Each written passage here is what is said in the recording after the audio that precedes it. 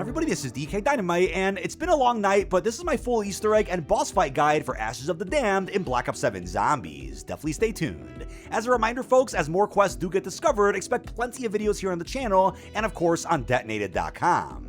Now this has been said a couple of times in the past, but I personally think this map offers the craziest boss fight in Zombies history, and I wouldn't be shocked if it ends up getting nerfed a little bit, especially in the coming weeks. Can't even imagine how much harder you can make this over in Curse mode.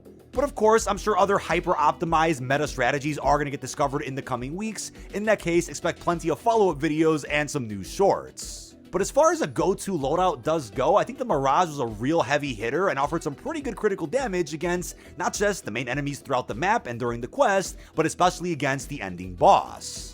I also highly recommend bringing Ether Shroud as your field upgrade, but Healing Aura isn't a bad idea either, nor is Frenzy Guard just to manage some crowd control, while I also feel like any wonder weapons during the boss are also just for crowd control. You do need the main wonder weapon for some of the core steps, which we'll get to in a second, but as far as Gobblegums, I'd highly recommend Near Death Experience, Phoenix Up, and a bonus Perkaholic, especially for your first run-through of this boss fight. Now, if you want to speed up your setup and completion of some of the earlier steps, then feel free to run a Gift Card, Tactical Diffusion, or the new Armageddon Gobblegum to make sure that you rack up a bunch of points and save a bunch in the process. Now once you spawn into the map, your first objective is to craft the Necro Fluid Gauntlet. This is the wonder weapon on the map, which you can't obtain from the mystery box until it's been crafted through the Easter egg first, and if you want to see a full in-depth breakdown of how to get that wonder weapon, my separate video is going to be linked down below. But as you're working on the Necrofluid Gauntlet, there's a couple of core Easter egg steps that you can already do in the meantime. Now keep in mind with the way this quest works, it's actually broken into 3 major sections which are outlined in the timestamps down below. So starting off with all of the serum parts, keep in mind a lot of these parts can be obtained in any order of your choosing. However, some of them can't be obtained until a little bit later,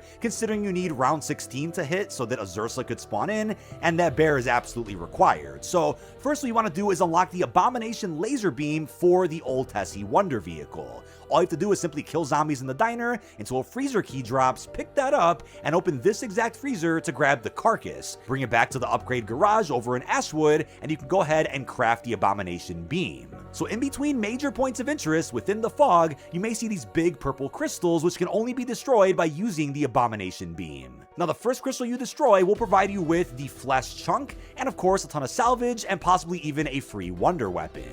The next part can be acquired by using a saw trap on just a single Ravager, which of course spawn in during special rounds and randomly in some of the higher waves. But once you've obtained the eyes, you can also find the fungi located in a jar inside of the Blackwater Cabin kitchen. Once you have this, you want to bring it to this specific horse right outside of the farm. Once you place it on the horse, you have to let 3 rounds pass before you can pick it back up. And once that's done, you're probably close to round 16 when the first Zersa bear does spawn in. What you have to do is weaken the bear with any weapon of your choosing, and then finish the bear off with the Abomination Beam on the Wonder Vehicle. Now once you've picked up the limb, you can then pick up some powder located in the mirror just inside of Ashwood. Now what you want to do is activate Wisp T, the brand new perk inside of BO7 Zombies, and once the perk activates, you want to bring the Wisp into this room, which will absorb into the mirror. You'll then see an important object that we're going to need later. Simply shoot the mirror with your wonder weapon and powder will drop right beneath you. But one of the last parts you're going to need is a bone. What you want to do is throw a tomahawk at this specific zombie's ankle here in the barn. The ankle will fall to the ground, and you then have to throw a Molotov at the ankle to burn it down to its bones. After this, you want to pick up a syringe in the radio room here in the Cosmodrome point of interest, and once you pick that up, you can then go into Yuri's lab and place each of the parts you just obtained on this table. You're then going to see a Pigpen cipher on the wall, and luckily each code that you're going to see corresponds to one of the parts you just obtained and placed on the table. So as long as you follow this guide, you'll be able to know which parts you have to interact with next. You only have to interact with 3, and as you can see in my game, I matched up those codes to each corresponding part and then hit those parts in the order of top to bottom, and once that's done, you have to do a blood sacrifice. Doing this will start a lockdown in which the player that started it should stand in the corner while his teammates watch his back, and you can still shoot some zombies as well, but if you're on solo, make sure you have decoys, maybe a Casimir, and of course a semi-upgraded weapon.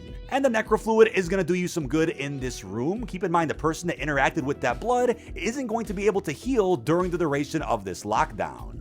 Now we then have the second major section of this Easter egg, which is to find 3 different colored keys. There's a red one, a green one, and even a yellow one. These keys can only be found in specific points of interest, but there are multiple spawns within each point of interest. I'll of course update that article linked down below as more spawns do get discovered, but you'll see a very faint light of that key's color wherever the key is. It may be a little bit hard to spot at first, but once you know what you're looking for, this can be a lot easier than you expect. When you find the key, you have to use the necro fluid to shoot the key and then pull it towards you with the Wonder Weapon's ability, and once you pick up a key, you'll be put into a mini challenge of sorts. Sometimes you won't be able to regen health, sometimes it takes your melee weapon out, sometimes you can't sprint. The goal here is to have a friend or yourself have the Tessie Wonder Vehicle nearby so that you could just drive straight back to this specific mini pyramid device located in Ashwood. Now the yellow key could always be found in the crashed rocket area, which is the path you could take on the way to the Cosmodrome. It could be on this fallen structure just above you,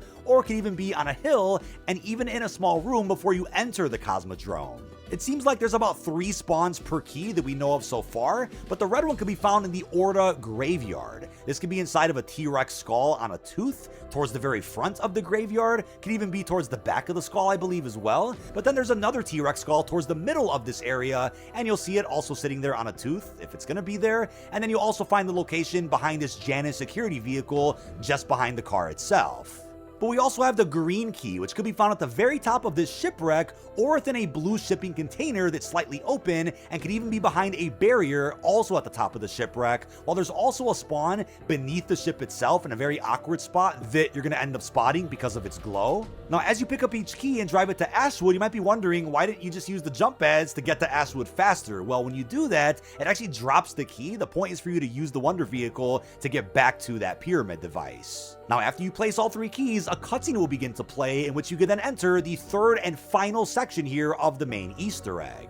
So you'll notice you've been given a turret upgrade for Old Tessie, which surprisingly isn't a side quest, and once you have it, you want to start the first trial. This is the part of the quest where you have to do these steps in the order that I show you. So the first challenge here is to shoot this floating clock with Old Tessie's turret, and once you do that, which you can only do once per round by the way, you then want to shoot the clock with the necrofluid gauntlet, and then pull the shot back, and you'll notice this purple effect all over the gauntlet. So while you have that purple effect, your goal is to then jump pad over to the Cosmodrome area and shoot these moving satellites. Now you can only shoot 1 satellite at a time, and you can only get that purple effect once per round, so this is going to take you a minimum of 2 rounds. But once you've shot both, you can go into the control room and you're going to see 6 TVs flashing some numbers. You're also going to see 2 TVs displaying symbols from that pig pen cipher that I showed you guys earlier. And don't worry, this could look scary at first glance, but luckily there's a really good pig pen cipher decoder that I'm going to leave linked down below. Simply input the symbols that you see, which will provide you with some letters.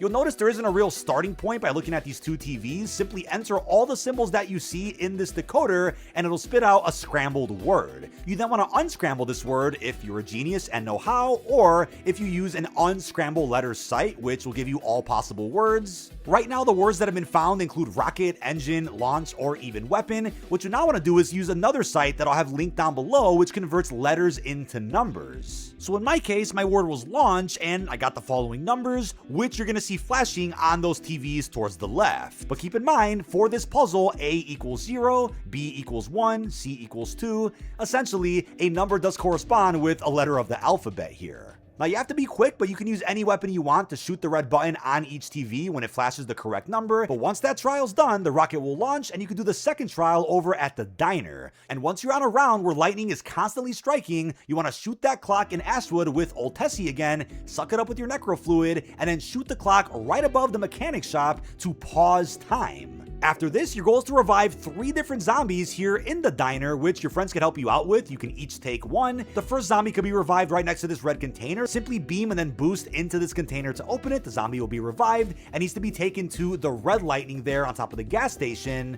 The waitress zombie can be revived by using melee macchiato on a cash register and then walking her up to the top of the diner on the blue lightning. And then the mechanic zombie can be revived by summoning Klaus. He'll then pick that guy up and you want to walk him up to the yellow lightning. But if you don't get all 3 of them done in time, then you're gonna have to wait about 3 rounds for the lightning to strike this area again, and you'll also have to shoot the purple clock again. But if you already revived all 3 of the zombies, they'll just reanimate and you'll walk them to each of the lightning strikes. And the next trial is at the farm. You want to repeat that glowing clock step. You want to look at exactly what time it is here inside of the main house, and depending on what time it is, stand on the corresponding Roman numeral that is etched into the floorboard. And once you do that, stand completely still until the dad of the family looks directly at you, regardless of where you are in the room. And once his eyes start glowing, shoot him with the purple necro fluid gauntlet, in which will then spawn 4 artifacts. There's gonna be 1 next to stamina, 1 in the basement here in the bathtub, 1 in the garage, and then 1 next to the power switch. You want to place them all outside in their corresponding red circles. Once they're all placed, interact with the last one that you set down and a ritual will begin.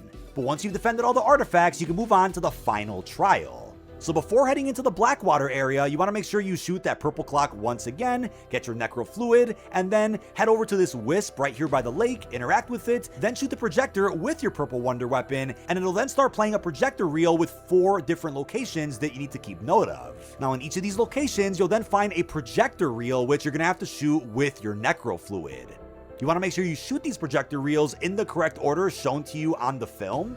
And these projector reels could be a little hard to spot, but are always in the same locations in every game. There's 1 in the back of the home, 1 upstairs, 1 in the boathouse, and then 1 in the shed. As you shoot them in the correct order, they should glow purple, but if you fail, you have to go to the next round before you can shoot these reels again. And once that's done, you want to then interact with Klaus to begin the final encounter, get in that vehicle, and then drive straight around the map as you find every single wisp that ends up spawning in. From my experience, we saw a bunch of different wisps as we did a full loop around the map, starting at the lake house and then working our way all the way through until we came back to the Black Lake house. If you fail, you simply have to wait for Klaus to cool down before you can trigger the final encounter again, and keep in mind, once you're in this car doing this step, unless you fail, there's no going back. Once you hit that final wisp, it'll spawn you in the pyramid to take on the boss. Now what you've probably noticed is that you've spawned into the boss fight with the Wonder Vehicle somehow. And what I really want to stress is that this vehicle is your go-to to doing maximum damage to the boss itself. What you want to do as often as you can is boost into the boss and also use the turret and beam that the car has to shoot as much as you can into the critical weak points that the boss will reveal. There'll be weak points underneath that are yellow, and there'll be some red ones that occasionally pop up towards the later half of the fight.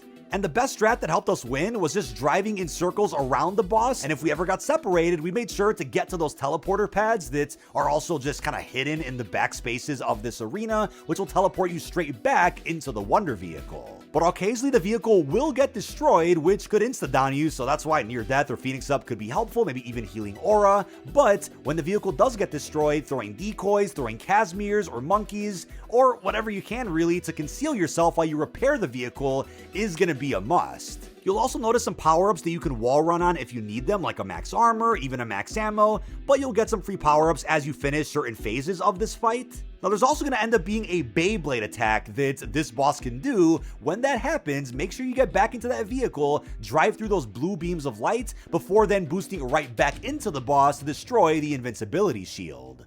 Again, you can keep rinse and repeating this process while leading out of the car, shooting your powerful legendary weapon into the weak points, while also making sure somebody is on that turret and doing as much damage as they can while riding that vehicle. Now, you really don't want to be on the ground too much during the boss fight because some of these missile attacks will kill you very damn fast. There's also a later phase where the boss will start shooting out this huge beam of energy that can also just about insta-down you, which you really want to avoid, which you can also do by hiding behind these pillars. Again, I know there's super sprinters also after you at the same time. That's why a Wonder Weapon and some equipment will definitely come in handy. But if you're playing in a squad, being in the Wonder Vehicle as much as possible is something that I can't stress enough, and if you get blown out of it, or if you just fall out, make sure communication is on point to ensure that everybody's doing as much damage as they can, helping the team with taking out those critical weak points. Now, this is definitely a boss fight that you can only get better at with more and more attempts. I know everybody out there would love to beat this on their first try, considering how lengthy the main quest actually is. But once you know what attacks to really look out for, how to best avoid the super sprinters, and when you should put in the most attacks, but I really can't even imagine what the round 100 version of this boss is, if that does exist here in Ashes of the Damned. But I also bet there's going to be folks that try to challenge themselves to beating this boss without use of Old Tessie, the Wonder Vehicle. I'm sure some folks will end up pulling that off, but for the most part, if you want to get this done in the most efficient way that you can in a timely manner, the Wonder Vehicle is going to be your best weapon. Also expect to lose some perks. That's why I highly suggest doing some of the TED trials after you already have a perkaholic so that you can get some of these perks permanently. So even after you go down and revive yourself, you'll be able to keep some of them. Hopefully some crutch perks like Quick Revive, Stamina, of course Juggernog, and I'd say Double Tap is going to be your friend, especially when going after those critical hits. I also don't really think we'll ever see a boss like this, at least not anytime soon, where the way to defeat the boss isn't even really with your weapon, but with a vehicle that we've never really seen in any other zombies map.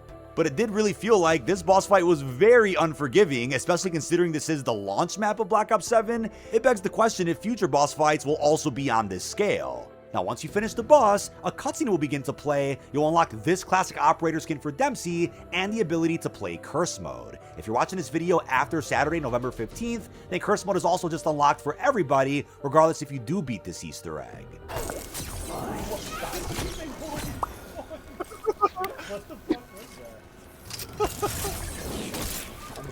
Oh, there it is.